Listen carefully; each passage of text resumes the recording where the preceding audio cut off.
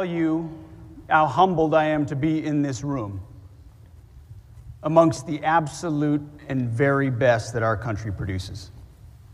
You could pick any other ballroom in the country, including in Washington, D.C., and you're not going to find the likes of Americans like we have in this room.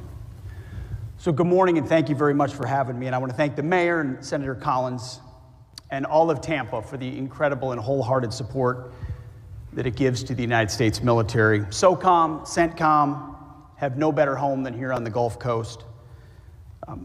Looking out at this crowd and hearing Jay speak, I'm reminded of one of the first soft truths, which is humans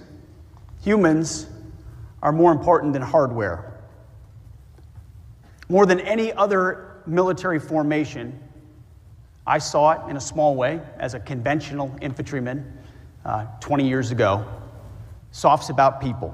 It starts and ends with the troops downrange. Each of you and your commitment to the mission is more important than any of the cutting-edge hardware and software we're going to see on the convention floor, and I look forward to seeing it. Gathered here in record-breaking numbers are warriors, patriots, innovators, entrepreneurs, visionaries, allies, and partners. It is an absolute honor, and I mean it, to be here with you.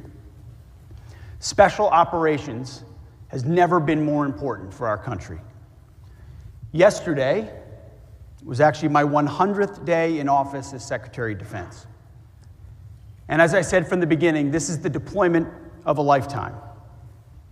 Each day I get a chance to see, like few others do, the great work that SOF does around the world. The battle-tested team in this room that is essential to everything that President Trump does and his leadership to put America first and establish peace through strength. I wish everyone in this room could have a chance to be in the Oval Office like I was yesterday and watching how this commander-in-chief puts the interests of our nation first in advancing the safety and security of the American people.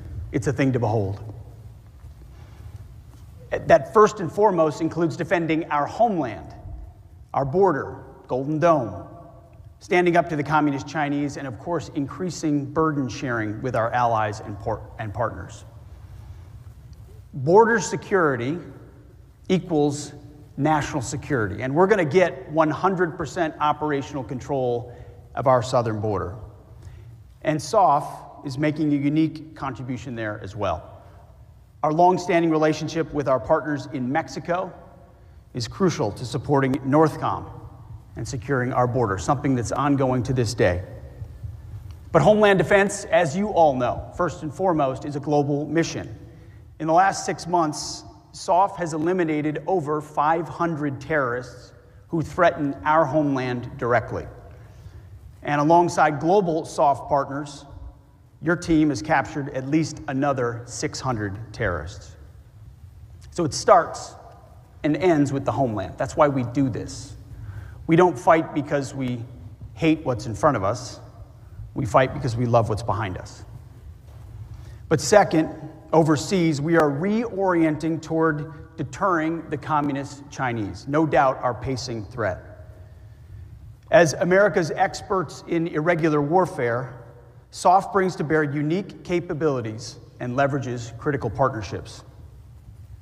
SOF's global efforts, below the threshold of conflict, which you all know, and often out of sight, create the very dilemmas that the communist Chinese need as we shape their perceptions. You see, we have to convince Xi Jinping that today is not the day to test the United States' resolve. And SOF underpins deterrence in the Indo-Pacific. At the same time, you're preparing the battlefield and standing ready to help us prevail if China were to choose conflict. And third, as I've said many times before, but it's important to hear today with so many of our partners, America first does not mean America alone.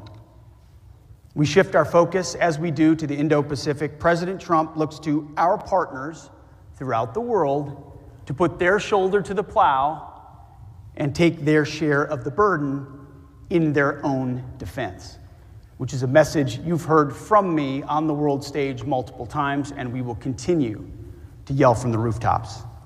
We look to our friends to be force multipliers alongside the United States. It has to be a two-way street. We can't want your security more than you want your own security. How many times have we seen that? SOF is playing a key role in accomplishing this goal shoulder to shoulder with our allies, many of which, as I mentioned, are with us this morning. In addition to these ongoing efforts, SOF provides lethal precision and timely crisis response options to the Commander-in-Chief, President Trump. He confronts the hardest challenges in the world. As you know, no one brings easy problems to the Oval Office, but SOF brings solutions. When called, SOF snuffs out urgent threats, rescues American citizens, and protects our diplomats. In the last 3 years, these and other presidentially directed missions have increased by 200%. SOF has answered the call, and SOF has risen to the challenge every single time.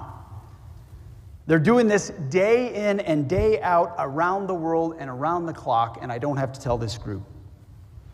Sometimes in open combat, but more often in the twilight challenges just short of war. Most of you in this room have done just that. So the question is, following 2 decades of conflict in the Middle East, where does SOF and DoD go from here?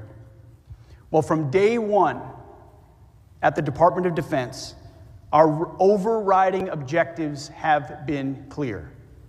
Restore the warrior ethos, rebuild our military, and reestablish deterrence. It all starts with restoring the warrior ethos. When President Trump asked me to take this job, he told me, well, one key thing, but really 2. The first was, Pete, you're gonna have to be tough as shit.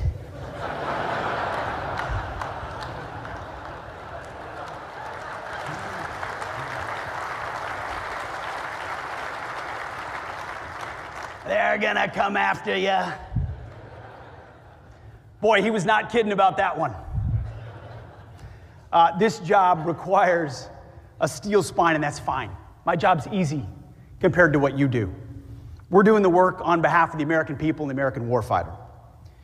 But then the president, after he said that, went on to say, I need you and I want you to restore the warrior ethos in our military, full stop. And that's been my first priority since day one, is restoring the warrior ethos. It's one of the most fundamental of those 3 objectives. Again, humans more important than hardware. Everything starts and ends with warriors from training to the battlefield. We are leaving wokeness and weakness behind. No more pronouns, no more climate change obsession, no more emergency vaccine mandates, no more dudes in dresses. We're done with that shit.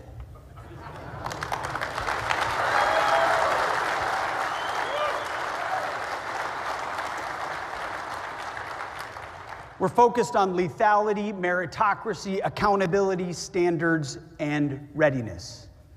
That's why since Election Day, since President Trump was elected, recruitment and retention numbers are up historically. Attracting military service is something Americans have long been attracted to, but more so when they see leadership they want to follow. They want to be in disciplined formations that value them not for immutable differences, not for the color of our skin or gender, but because of honor and integrity and grit and patriotism. They want a meritocracy where they can work hard, make themselves better, kick ass, and rise up. They're looking for adventure, camaraderie, risk, danger.